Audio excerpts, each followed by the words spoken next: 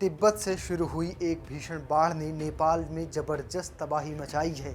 इस आपदा में अब तक 400 से ज़्यादा लोगों ने अपनी जान गंवा दी है। मरने वालों की संख्या और भी बढ़ने की आशंका जताई जा रही है, क्योंकि पूरी की पूरी बस्तियां बाढ़ में बह गई हैं। इस हादसे के बाद अब तक एक सबसे बड़ा सवाल खड़ा हो रहा है, क्या चीन की तरफ से समय पर चेतावनी दी जाती तो नेपाल में तबाही को कम किया जा सकता है। चलिए आपको इस वीडियो में पूरी खबर और क्या है पूरा विश्लेषण सब कुछ विस्तार से दिखाएंगे। नेपाल के आपदा प्रबंधन प्राधिकरण के मुताबिक चीन नेपाल सीमा के पास ग्लेशियर वाले इलाके में बर्फ और चट्टानों का एक बड़ा हिस्सा टूट कर गिरा।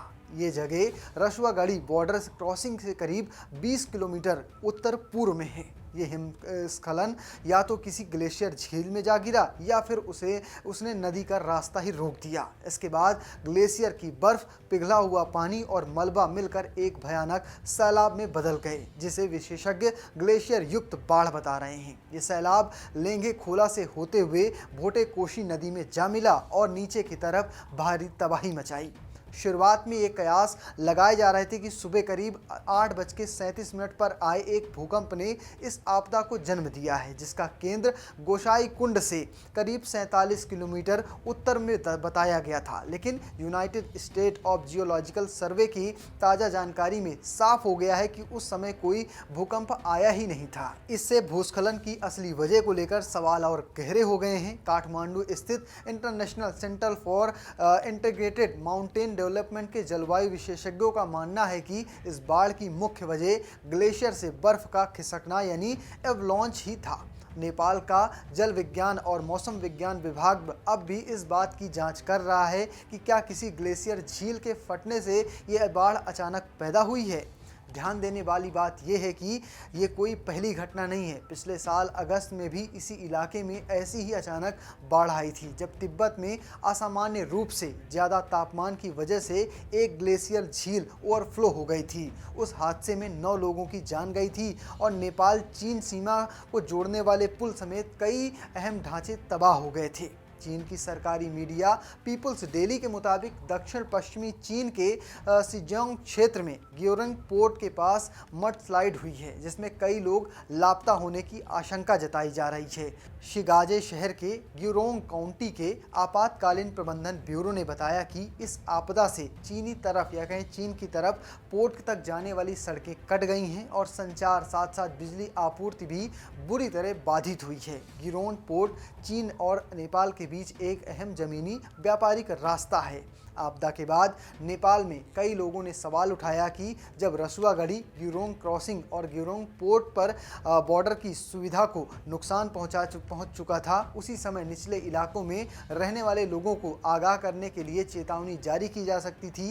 नेपाली दैनिक न्याय पत्रिका से जुड़े पत्रकार परशुराम ने सोशल मीडिया साइट एक्स पर लिखा कि नेपाल हमेशा अपने पड़ोसी देशों की सुरक्षा से जुड़े वाजिब चिंताओं का ध्यान रखता आया है, लेकिन दुख की बात है कि उत्तरी पड़ोसी की तरफ से समय पर चेतावनी न मिलने के कारण नेपाल को भारी जान माल का नुकसान झेलना पड़ा। उन्होंने ये भी कहा कि नेपाल लगातार पड़ोसी देश की चिंताओं का समाधान करता रहा है, चाहे वो जरूरी हो या न हो। फिर आखिर नेपाल ही क्यों इस तरह के एक तरफा रिश्ते की कीमत चुकाए। नेपाल के नेशनल प्लानिंग कमीशन के पूर्व वाइस चेयरमैन गोविंद राज पोखरेल ने भी इस पूरे मुद्दे पर अपनी बात खुलकर रखी है। उन्होंने एक्स पर लिखा कि उन्हें उम्मीद थी कि सीमावर्ती इलाकों में ग्लेशियर झील के फटने जैसी घटनाओं पर नजर रखने के लिए चीन के पास बेहतर मॉनिटरिंग सिस्टम होंगे, लेकिन ऐसा होता नहीं दिख रहा है। उन्होंने ये भी लिखा कि चीन को भी इस आपदा में भारी जान माल का नुकसान झेलना पड़ा है।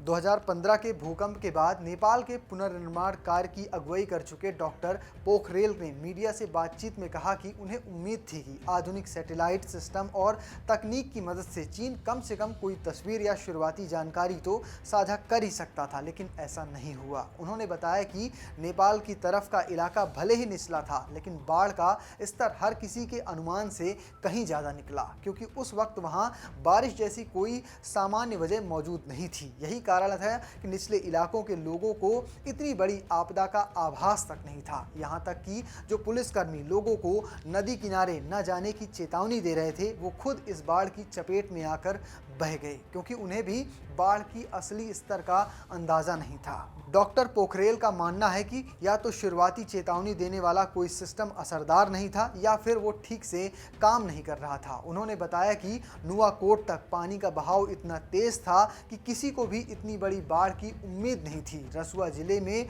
हाइड्रो पावर कर्मचारियों, पुलिस कर्मियों और स्थानीय लोगों समेत कई जाने गईं। उन्होंने ये भी माना कि चीन ने भी इस आपदा में कई लोग खोए हैं और शायद वहाँ कोई कारगर शुरुआती चेतावनी सिस्टम नहीं था। नेपाल में उठ रहे इन सवालों पर चीन ने भी अपनी प्रतिक्रिया दी है। नेपाल में चीनी दूतावास ने एक बयान में इन दावों को गलत बताया गया कि चीन की तरफ से किसी भूवैज्ञानिक आपदा से बांध टूटने के कारण नेपाल में नुकसान हुआ है। चीनी दूतावास के मुताबिक 26 अगस्त की सुबह नेपाल में भूकंप या भूकंप जैसी ग्लेशियर ढहने की घटना हुई है, जिससे भयंकर भूस्खलन यानी मड स्लाइड हुआ है। इसी वजह से ग्यूरोंग रसुआगढ़ी सीमा क्षेत्र में नेपाल और चीन दोनों तरफ भारी जनहानि हुई है। कई लोग लापता हो गए हैं। दूतावास के बयान में यह भी कहा गया है कि आरोप लगाने से कुछ हासिल नहीं होगा, बल्कि आपसी सहयोग से ही जानें बचाई जा सकती हैं।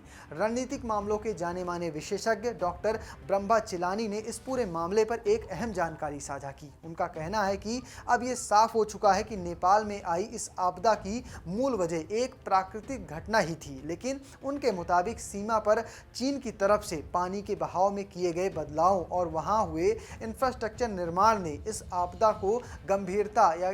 की गंभीरता और उसके असर को और भी बढ़ा दिया है। डॉक्टर चेलानी ने इस पर भी सवाल उठाते हुए काठमांडू के साथ बीजिंग के बढ़ते गहरे होते रिश्तों के बावजूद चीन ने पानी के स्तर में अचानक हुई बढ़ोतरी, मलबे से बने अस्थायी बांध या ऊपरी इलाकों में हुई किसी भी असामान्य घटना को लेकर नेपाल में कोई भी इमरजेंसी सूचना नहीं दी। उनका मानना था कि अगर ये जानकारी समय रहते साझा हो जाती तो नेपाली अधिकारी खतरे वाले इलाकों से लोगों को समय पर निकाल सकते थे और शायद मरने वालों की संख्या इतनी ज़्यादा ना होती। डॉक्टर चेलानी ने यह भी याद दिलाते हुए कहा कि वैज्ञानिकों अध्ययनों में अब लंबे समय से ये चेतावनी दी जाती है कि नदियों और पहाड़ी इलाकों में इंसानी दखल की वजह से प्राकृतिक आपदाएं और भी ज़्यादा गंभीर रूप ले सकती हैं। यानी सिर्फ प्रकृति नहीं बल्कि इंसानी निर्माण कार्य भी ऐसी आपदाओं के असर को कई गुना बढ़ा सकते हैं।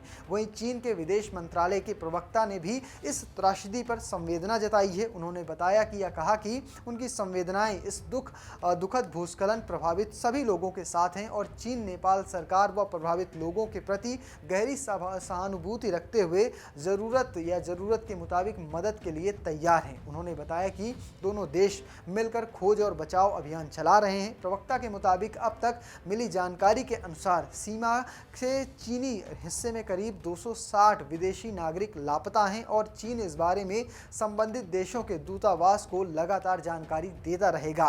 साथ ही पूरी ताकत से बचाव कार्य जारी रहेगा। कुल मिलाकर नेपाल में आई ये भीषण बाढ़ एक प्राकृतिक आपदा जरूर थी, लेकिन इससे जुड़े सवाल सिर्फ प्रकृति तक सीमित नहीं हैं। नेपाल के जानकार और आम लोग ये मानते हैं कि अगर चीन की तरफ से समय पर चेतावनी दी जाती तो शायद कई जानें बचाई जा सकती हैं। वहीं चीन का कहना है कि ये पूरी तरह एक प्राकृतिक घटना थी जिनमें उन्हें भी भारी नुकसान झेलना पड़ा है। फिलहाल आपकी क्या राय है कमेंट बॉक्स में लिखना और पेज को फॉलो करना, चैनल को सब्सक्राइब करना बिल्कुल भूलना। धन्यवाद।